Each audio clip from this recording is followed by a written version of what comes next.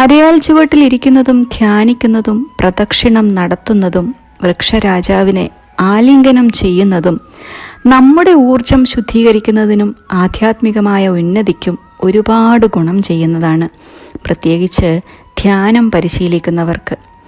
എന്നുമെന്നും സ്നേഹിക്കപ്പെടേണ്ടതും ആരാധിക്കപ്പെടേണ്ടതുമായ അരയാൽ വൃക്ഷം എന്ന് ബുദ്ധപൂർണിമ നമ്മളെ ഓർമ്മപ്പെടുത്തുന്നു. ത്രിമൂർത്തികളുടെ സാന്നിധ്യമുള്ള അരയാൽ വൃക്ഷത്തിൻ്റെ പ്രദക്ഷിണ മന്ത്രം മൂലതോ ബ്രഹ്മരൂപായ മധ്യതോ വിഷ്ണുരൂപിണെ അഗ്രത ശിവരൂപായ വൃക്ഷരാജായ തേ നമഃ. ക്ഷേത്രദർശനം നടത്തുമ്പോൾ മുറ്റത്തുള്ള അരയാലിനെ 7 തവണ പ്രദക്ഷിണം വയ്ക്കണം എന്നൊരാചാരവും നമുക്കുണ്ട്. പൗർണമി ദിനത്തിൽ നടത്താവുന്ന അതിവിശിഷ്ടമായ ഒരു പൂജയാണ് സത്യനാരായണ പൂജ. വിഷ്ണു ഭഗവാന്റെ വിരാട് പുരുഷ ഭാവമാണ് സത്യനാരായണ സ്വാമി. ശൈവ